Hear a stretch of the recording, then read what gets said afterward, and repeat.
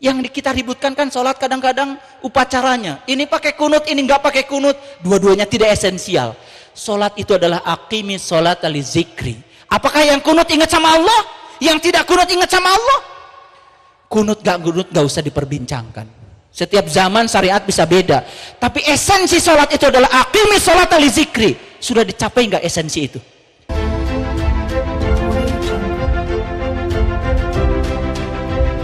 Lapisan yang pertama adalah lapisan kesadaran materi. Adam tuh materi. Ayo, saya mau tanya sekarang. Ibu bapak, seneng gak sama uang? Seneng gak sama uang? Takut gak kehilangan uang? Kata insinyur Ayahanda Zulkarnain tadi, kalau ingin kaya, habiskan. Itu benar, saya sudah mengalaminya. Saya punya anak yatim 250, saya sekolahkan semua. Makin banyak yang kita keluarkan, makin banyak yang kita dapat. Tapi satu, kalau kita ngasih infak ke masjid, jangan mikir dapat balasan. Itu yang tidak menyebabkan kita dibalas. Kalau infak, infak saja. Memberi saja. Jangan pikirkan apa balasan dari Allah. Walaupun Allah bilang, masalul ladina yunfikuna amwalahum fi sabilillah kamasali habatin ambatas sab'a sanabila fi kulli sumulatin matu habba wallahu yudhaifu liman yasha wallahu wasi'un. Jadi Allah bilang, satu biji kalau ditanam akan tumbuh 7 dahan. Tiap dahan akan tumbuh 100 biji. 7 kali 100 700. Itu kata-kata yang disampaikan oleh Ayah Zul tadi. 700 kali. Tapi kalau kita infak untuk masjid, jangan berpikir dikali 700. Kalau sudah infak sudah saja, itu yang akan dibalas. Itu yang ikhlas. Kalau berbuat baikan, buru-buru dilupakan. Tapi kalau berbuat keburukan, ingat-ingat, apalagi menyakiti orang lain, harus diselesaikan. Ngomongin artis walaupun tidak kenal, gara-gara nonton TV, itu dosa, Bu. Udah gitu kenal enggak, nanti ketemuannya di mana? Minta maafnya susah. Makanya jangan kebanyakan nonton TV. Susah minta maafnya. Betul enggak? Makanya jangan jadi pengamat. Pengamat Isra Mi'raj. Lucu kan? Harusnya jadi pengamal Isra Mi'raj. Baik. Kesadaran yang kedua namanya kesadaran Yahya. Yahya itu bahasa Arabnya adalah hidup. Bahasa fisikanya adalah energi. Makanya Einstein bikin rumus E sama dengan MC kuadrat. Massa, materi akan menjadi energi kalau dikalikan C dikuadratkan. Dalam bahasa Quran, kalikan dengan nur ala nur. Makanya harus ditemukan ilmu itu. Cari ulamanya. Jangan cuma belajar fikih saja agama itu. Makanya mengerikan hasil penelitian terbaru dari Profesor Askari Group. Ya. Ini penelitiannya lebih dari 100 orang. Profesor Askari melakukan penelitian di 206 negara. Pertanyaan penelitiannya apa? Nilai-nilai Islam tumbuh di negara mana? Hipotesanya, nilai Islam tumbuh di negara yang mayoritas Muslim. Tapi hasil penelitiannya tidak. Ranking 1 New Zealand. Di New Zealand minoritas Islam, tapi nilai Islam tumbuh di sana. Gak ada WC kotor. Ranking 2 Luxembourg. Ranking 3 sampai 10 semua negara-negara di Eropa. Mohon maaf, Indonesia ranking berapa? Indonesia termasuk objek penelitian. Indonesia ranking 140. Padahal mayoritas di sini beragama Islam. Nilai Islam ternyata tidak tumbuh di negara yang mayoritas Muslim.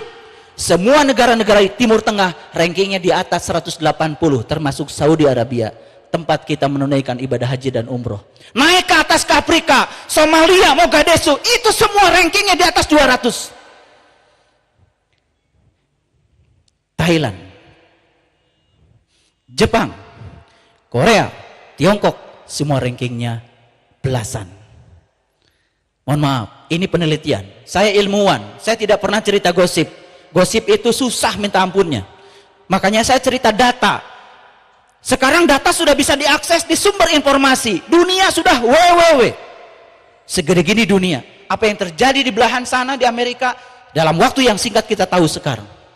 Dunia sudah tidak bisa dibendung lagi. Arus informasi tidak bisa dibendung lagi. Jadi kita tidak boleh tertutup, harus terbuka sekarang.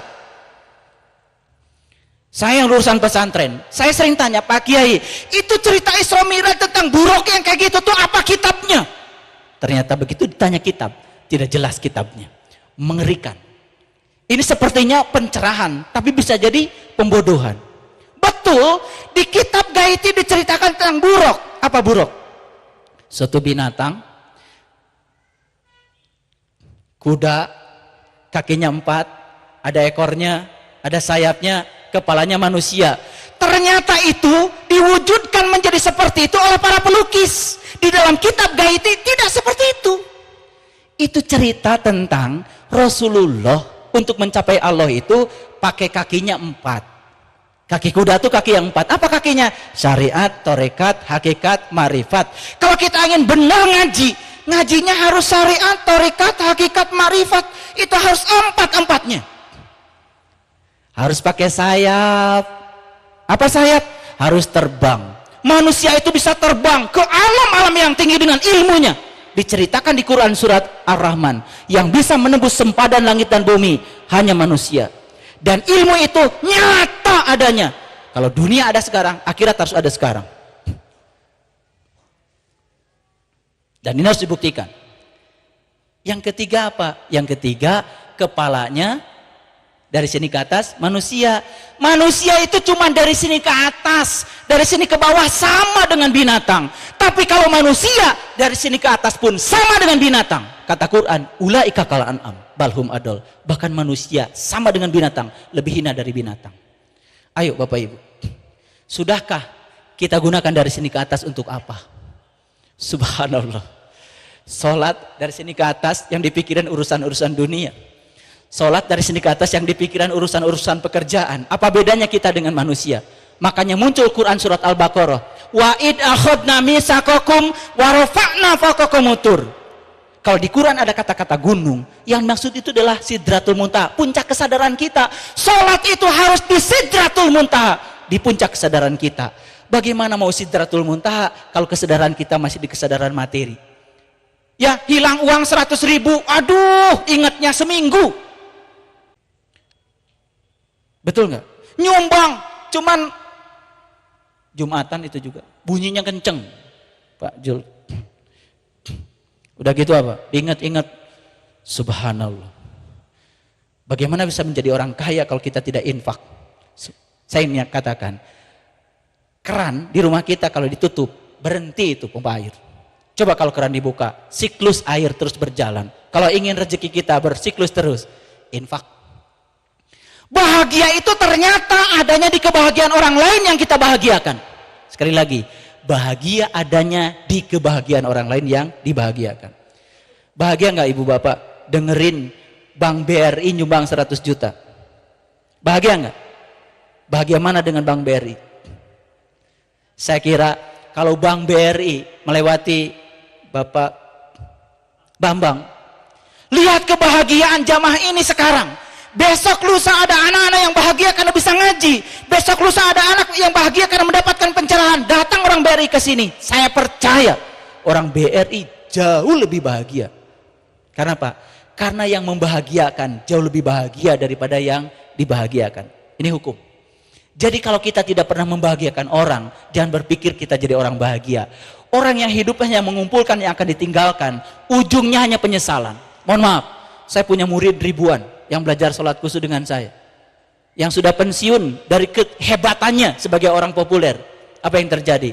Kosong. Kenapa? Saya sudah menghabiskan waktu saya hanya mengumpulkan yang akan saya tinggalkan. Tapi sampai di usia ini saya tidak mengerti apa yang harus saya bawa. Masih kosong. Ada pertanyaan seperti itu. Mati takut, hidup apalagi takut. Jadi hidupnya setengah mati. Mengerikan. Ibu takut mati? Bapak takut mati? Jujur ya, kalau saya lihat dari wajahnya, kita masih takut menghadapi kematian. Padahal kematian itu suatu kepastian, kata Ustadz Yusuf tadi. Tetapi kita tidak menyiapkannya, subhanallah. Baik, kesadaran kedua adalah Yahya. Yahya itu energi. Ubah masa menjadi energi. Gini, saya kasih tahu cara ngubahnya. 100.000 kalau dimakan sendiri di restoran Padang, kenyang tapi tidak bahagia. Makan sama tukang sampah, makan sama orang-orang yang rendahan, bagi 10 bungkus nasi di warteg, kita makan sama-sama, dirubah masa menjadi energi, kebahagiaan muncul. Itu Yahya. Masuk kesadaran yang ketiga, Yusuf itu artinya indah. Bisa memandang semua hal yang terjadi dalam kehidupan itu indah. Contoh, saya anak ke-7 dari 11 bersaudara. Ibu saya miskin di kampung. Kerjaan saya waktu kecil ngambil kayu bakar.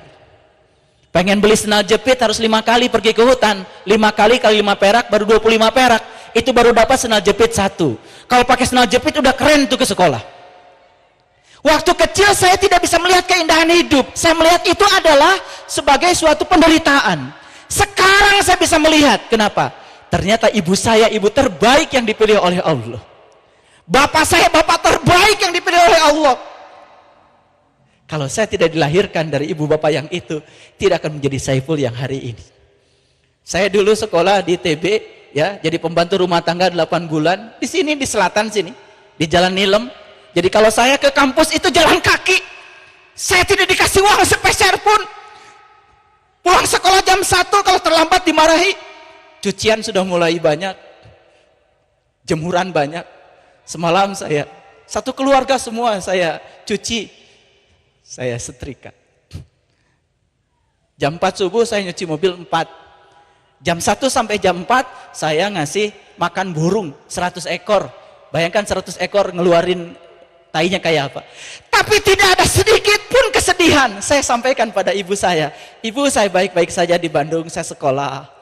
Bahkan begitu saya dapat beasiswa, yang pertama saya beli, ini dosa saya.